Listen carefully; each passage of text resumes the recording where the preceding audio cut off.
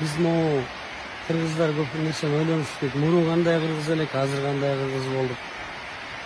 Илгери ислам келе электе эле биз порядочный жашачубуз.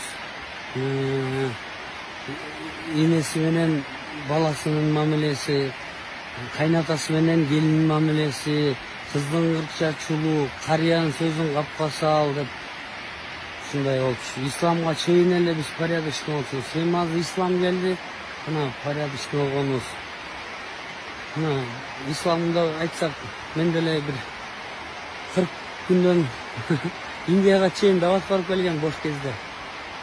Алай кылып барганбыз 40 күнгө даватка бир 3 күндө анан чыгып чыктык.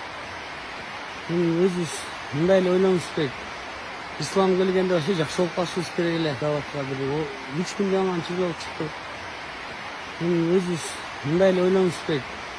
Ислам келгенде вообще жакшы болуп калышыбыз керек эле.